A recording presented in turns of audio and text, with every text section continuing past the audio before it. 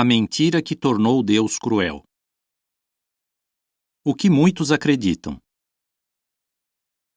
As almas dos que morrem em estado de pecado mortal descem imediatamente após a morte aos infernos, onde sofrem as penas do inferno, o fogo eterno.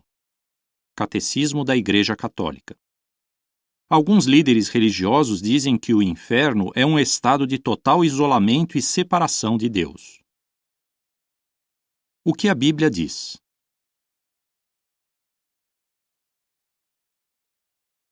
A alma que pecar, ela é que morrerá. Ezequiel 18:4. Os mortos não estão cônscios de absolutamente nada. Eclesiastes 9:5. Se a alma morre e está inconsciente, como ela poderia sofrer num fogo eterno, ou mesmo sentir a dor de ficar separada de Deus para sempre? Na Bíblia, as palavras em hebraico e grego traduzidas inferno se referem à sepultura comum da humanidade. Por exemplo, falando de Jesus, uma profecia bíblica diz: Tu não me abandonarás no sepulcro, ou no inferno, versão Antônio Pereira de Figueiredo. Atos 2:27, nova versão internacional. É óbvio que Jesus não estava em um lugar de tormento ou alienado de Deus, mas em uma sepultura. Por que isso é importante? A crueldade não nos atrai a Deus, mas nos afasta dele. Rocio, que vive no México, diz: Aprendi a doutrina do inferno de fogo quando era pequena. Eu ficava tão apavorada que não conseguia imaginar Deus como alguém bom. Eu achava que ele era bravo e intolerante. Os claros ensinamentos da Bíblia sobre os julgamentos de Deus e a condição dos mortos mudaram o modo de Rocio encarar a Deus. Ela diz: Eu me senti livre, um grande peso foi tirado de mim. Hoje tenho certeza de que Deus nos ama, quer o melhor para nós e eu posso amá-lo. Ele é como um pai que segura a mão de seu filho e quer o melhor para ele. Muitas pessoas se tornam devotas por causa do medo do inferno de fogo, mas Deus não quer que você o sirva por medo. Jesus disse: Tens de amar a Jeová teu Deus. Marcos 12, 29 e 30. Além disso, ao aprendermos que Deus não age injustamente, podemos confiar que seus julgamentos futuros serão sempre justos. Como o amigo de Jó, Eliú, podemos dizer com confiança o que está registrado em Jó 34:10. Longe está do verdadeiro Deus agir ele iniquamente, e do Todo-Poderoso agir injustamente. Fim do artigo.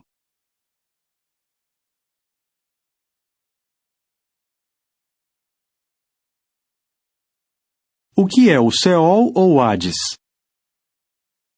Nas línguas originais, a Bíblia usa a palavra hebraica Sheol e sua equivalente grega, Aides, mais de 70 vezes. Ambas se relacionam com a morte. Algumas traduções da Bíblia vertem-nas por sepultura, inferno ou cova. No entanto, na maioria das línguas não existem palavras que transmitam o sentido exato desses termos hebraico e grego. De modo que a tradução do Novo Mundo usa as palavras Seol e Hades. O que essas palavras realmente significam? Vejamos como são usadas em diferentes textos bíblicos. Eclesiastes 9:10 diz: Não há trabalho, nem planejamento, nem conhecimento, nem sabedoria no Seol, o lugar para onde vais. Será que isso significa que o Seol se refere a um túmulo específico ou individual, no qual talvez tenhamos sepultado um ente querido? Não. Quando a Bíblia se refere a um lugar específico de sepultamento ou túmulo, ela usa outras palavras hebraicas e gregas, não Sheol e Aides. Também, a Bíblia não usa a palavra Seol para se referir a um túmulo em que várias pessoas são sepultadas juntas, como no caso de um túmulo de família ou uma sepultura coletiva. Então, a que tipo de lugar Seol se refere? A palavra de Deus indica que Seol ou Hades se refere a algo muito mais abrangente do que até mesmo uma grande sepultura coletiva. Por exemplo, Isaías 5:14 diz que o Seol escancarou a sua boca além de medida. Embora o Seol já tenha engolido, por assim dizer, um incontável número de mortos, parece que sempre anseia mais. Diferentemente de qualquer túmulo literal, que pode receber apenas um número limitado de mortos, o Seol não se farta. Isto é, o Seol nunca fica cheio. Não tem limites. Portanto, Seol ou Hades não é um lugar literal num local específico. Em vez disso, é a sepultura comum da humanidade, o lugar figurativo onde se encontra a maioria dos humanos falecidos.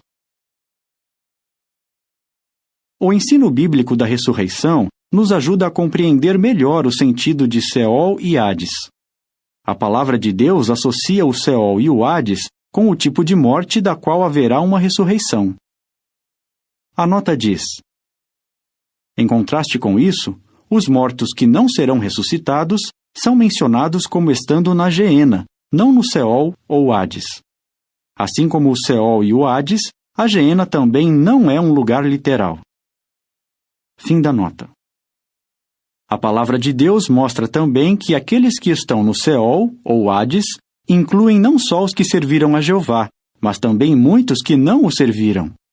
Portanto, a Bíblia ensina, conforme Atos 24:15, que haverá uma ressurreição tanto de justos como de injustos.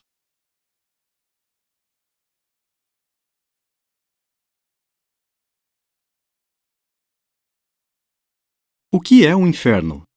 É um lugar de tormento eterno? A resposta da Bíblia. Algumas traduções da Bíblia usam a palavra inferno para verter a palavra hebraica Seol e a palavra grega Hades.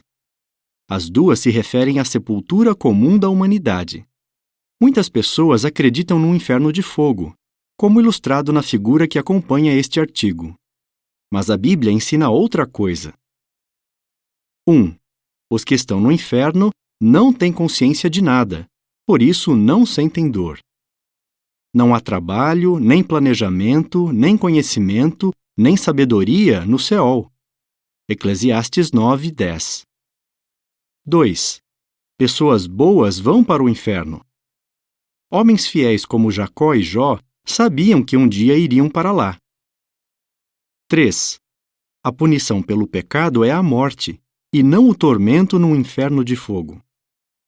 Aquele que morreu foi absolvido do seu pecado. Romanos 6:7. 4. O tormento eterno violaria a justiça de Deus. Quando o primeiro homem, Adão, pecou, Deus disse a ele que sua punição seria simplesmente deixar de existir. Porque tu és pó e ao pó voltarás.